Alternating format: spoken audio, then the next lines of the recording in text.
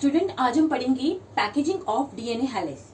Packaging का मतलब है, हमने कहा डीएनए डबल स्टैंड है और हेलिकल स्ट्रक्चर शो करता है, मतलब सीढ़ी नुमा स्ट्रक्चर की फॉर्मेशन करता है। अब उसकी पैकेजिंग से मतलब है, क्योंकि न्यूक्लियस के अंदर हम कहते हैं कि डीएनए प्रेजेंट है, तो उसी चीज को नाम दिया है कि पैकेजिंग ऑफ डीएनए हेलिक्स। अब इसको इतना इंपॉर्टेंस क्यों दे रहे हैं वो देखिए। अगर आप मैमल के अंदर, एक ह्यूमन के अंदर, मैमल्स के अंदर देखेंगे डीएनए की लेंथ, तो आप देखेंगे 2.2 मीटर है, मतलब वो इतना लंबा होता है। और जबकि अगर आप न्यूक्लियस देखेंगे उस सेल के अंदर, तो वो जो सेल के अंदर न्यूक्लियस प्रेजेंट है उसका डायमेंशन सिर्फ 10⁻⁻6 मीटर होता है। तो उस -10⁻⁻6 मीटर के अंदर 2.2 मीटर का जो डीएनए है वो किस तरह से समा जाता है, उसी के लिए टर्म यूज कीजिए पैकेजिंग ऑफ डीएनए हेलिक्स। देखिए, in mammal cell length of DNA is 2.2 metre. Nucleus की जो डायमेंशन है 10⁻⁻6 मीटर। अगर आप प्रोकैरियोटिक सेल में देखेंगे तो इसलिए वहां कहा जाता है कि वो वेल डिफाइंड नहीं है, क्योंकि जब मैमल के अंदर जो इतना बड़ा इंसान है उसके न्यूक्लियस के अंदर इतना बड़ा डीएनए बहुत मुश्किल से समा रहा है, तो इतनी छोटी सी सेल है उसके अंदर डीएनए कैसे समाएगा, इसलिए वहां पर डीएनए कैसा है, वेल डिफाइंड नहीं है।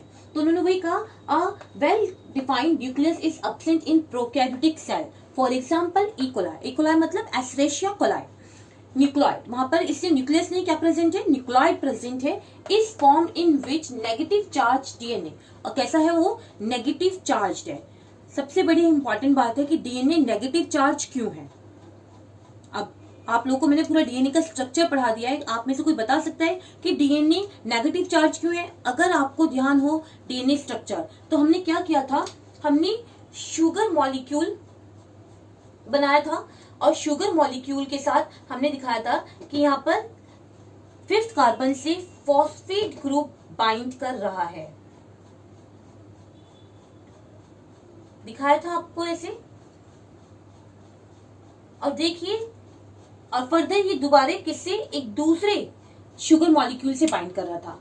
तो फॉस्फेट ग्रुप में जो ऑक्सीजन मॉलिक्यूल है, देखिए इनके चारों तरफ नेगेटिव चार्ज प्रेजेंट है। दैट्स वाई हमारा जो डीएनए है वो कैसा है, नेगेटिव चार्ज होता है। रिपीट कर रही हूँ, बहुत इंपॉर्टेंट पॉइंट है कि डीएनए नेगेटिव चार्ज क्यों है। डीएनए नेगेटिव चार्ज इसलिए है, जब दो शुगर मॉलिक्यूल के बीच में फोस्फोडाइस्टर बॉन्ड की फॉर्मेशन होती है, फॉस्फेट ग्रुप जो प्रेजेंट है, तो उनके ऑक्सीजन मॉलिक्यूल के ऊपर क्या है, नेगेटिव चार्ज प्रेजेंट है, जिसकी वजह से डीएनए का स्ट्रक्चर कैसा होता है, नेगेटिव होता है। मतलब उस पर कौन सा चार्ज होता है, नेगेटिव चार्ज प्रेजेंट होता है। ठीक है, तो उन्होंने वही कहा है, nucleotide is formed in which negative charge DNA is associated with few positively charge protein. लेकिन उसके साथ साथ कुछ पॉजिटिव चार्ज प्रोटीन भी वहां प्रेजेंट है, जो कि मैं आपको अभी बताऊंगी कि किस तरह से। सबसे पहले हम बात करेंगे न्यूक्लियोसोम। हमारे एक साइंटिस्ट थे वुडकॉक, इन 1973 उन्होंने क्रोमेटिन के बारे में हमें बताया था। क्रोमेटिन एक थ्रेडलेस स्ट्रक्चर है जिसे हम क्रोमोसोम का पार्ट कहते हैं। ठीक है, उन्होंने कहा chromatin consist of a repeating pattern of bodies. Chromatin क्या है, repeating pattern of the bodies known as nucleosome. वो किससे मिलकर बनी है, न्यूक्लियोसोम से मिलकर बनी है। यहाँ देखिए, आप यहाँ पे ये जो रिंग लाइक स्ट्रक्चर देख रहे हैं, ठीक है, ये क्या है, एक रिंग एक न्यूक्लियोसोम को शो कर रहा है। आप सोचिए, एक थ्रेड है, ठीक है, उस थ्रेड में एक मोती, दो मोती, तीन मोती, चार मोती, ऐसे एक थ्रेड की लाइन, फिर दूसरे थ्रेड की लाइन, तीसरे थ्रेड की लाइन, चौथे थ्रेड की लाइन प्रेजेंट है। ठीक है, तो वही कहा है उन्होंने। देखिए, अब क्रोमेटिन एक थ्रेड लाइक स्ट्रक्चर है, ठीक है, consist of a repeating pattern. Repeating pattern क्यों कहा, एक न्यूक्लियोसोम, 2, 3, 4 एक्सेट्रा एक्सेट्रा एक्सेट्रा, उसके साथ क्या बंधे हैं, रिपीटिंग पैटर्न्स है of body known as nucleosome. ठीक है, और हमने पहले कहा है क्रोमोसोम कुछ इस तरह से होता है, ठीक है, और ऐसा लगता है कि किसी थ्रेड से मिलकर बना है। तो एक थ्रेड किसको शो कर रहा है, एक क्रोमेटिन को शो करता है। ठीक है, तो ये बात हो गई न्यूक्लियोसोम। अब ये जो न्यूक्लियोसोम है, ये न्यूक्लियोसोम क्या है, nucleosome made up of DNA plus histone protein. ये जो आप इसके ऊपर थ्रेड लाइक स्ट्रक्चर देख रहे हैं, दैट इज डीएनए। ठीक है, और जो अंदर है वो एक हिस्टोन प्रोटीन है। हिस्टोन प्रोटीन की खासियत है वो 8 मॉलिक्यूल से मिलकर बनी है, 8 प्रोटीन से मिलकर बनी है। देखिए कौन कौन सी protein, H2A, H2B, H3, H4।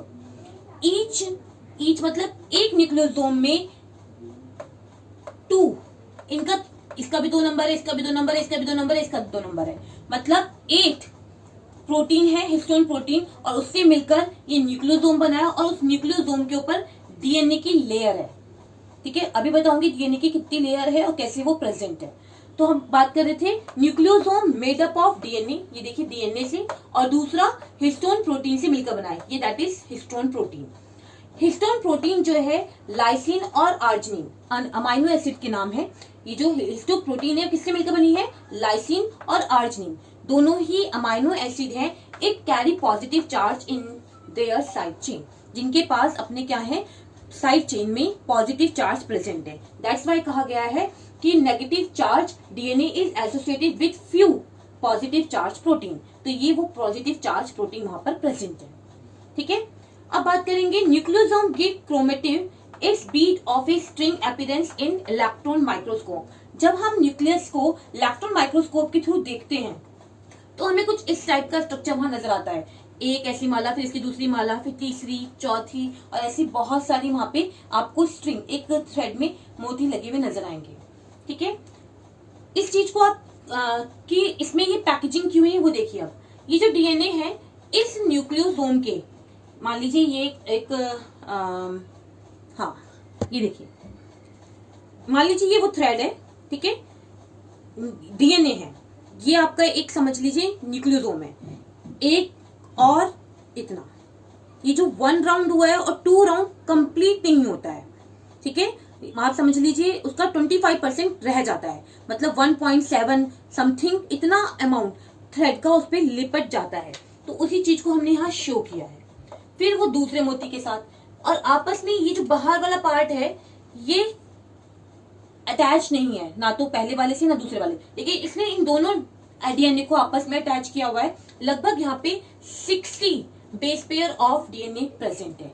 इसके लिए टर्म यूज की है लिंकेज, कि उन्होंने ये ऐसे लिंक हैं जो डीएनए को एक न्यूक्लियोसोम से डीएनए को दूसरे न्यूक्लियोसोम से अटैचमेंट में हेल्प करते हैं। वही चीज हम यहाँ पढ़ेंगे आप आपके आगे। देखिए nucleosome bead H histone molecule, octet है जो कि ये है, और into 2 DNA is wrapped over the histone octamer of nucleosome in a super helical state forming 1.75 turn. वही मैंने कहा है कि 1 टर्न और पूरा दूसरा टर्न नहीं होता है, तो इसलिए 1.75 टर्न, अप्रॉक्स 2 टर्न समझ लीजिए वहां प्रेजेंट है। The linker DNA plus the nucleosome bead constitute the entire nucleosome. एक हिस्टोन प्रोटीन जिसको न्यूक्लियोसोम कहा, और उसके ऊपर 2 ही टर्न डीएनए के, ठीक है, और प्लस ये जो एक डीएनए से दूसरे डीएनए या दूसरे न्यूक्लियोसोम को जो बाइंड कर रही है डीएनए के लेयर, वो लिंकर, उसलिए उन्होंने कहा linker DNA, that is the linker. ये वाला पार्ट जो है इसको हमने देखो यहाँ पर शो किया है, ये आपकी हिस्टोन प्रोटीन है, ये एक राउंड और फिर दूसरा पूरा नहीं हो रहा है, और ये लिंकर डीएनए पार्ट है जो एक डीएनए को दूसरे न्यूक्लियोसोम से बाइंड करने में हेल्प कर रही है, और लगभग ये 60 बेस पेयर का है। तो उन्होंने वही कहा है, the linker DNA plus the nucleosome bead constitutes the entire nucleosome, सारे न्यूक्लियोसोम को, which therefore contain about 200 base pair of DNA. अगर हम इस तरह से चेक करें तो लगभग उसमें 200 base pair of DNA present होंगे। जो ये टर्म दी है न्यूक्लियोसोम किसने दी है हमें, पी ओटक ने दी है इन 1975 में।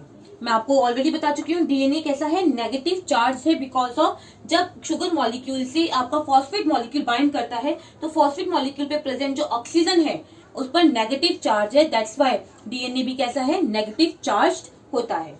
अब मैंने एक लाइन आपको ये नहीं समझाई है, ठीक है, एक्चुअल में इस लाइन में मैंने आपको ये बताने की कोशिश की है कि हमने इतने बड़े डीएनए को इतने से न्यूक्लियोसोम में कैसे डाला है। देखिए डीएनए का एक थ्रेड कुछ इस टाइप का है जिसकी विड्थ जो है इतने नैनोमीटर है, ठीक है, न्यूक्लियोसोम जो ये इतना एरिया ले रहा है उसकी विड्थ 11 नैनोमीटर है।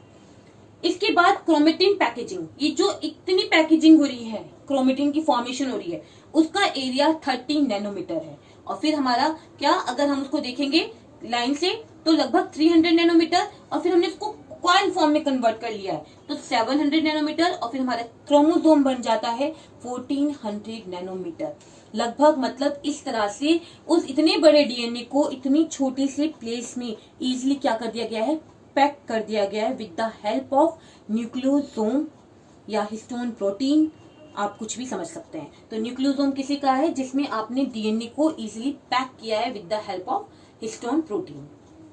Thank you class.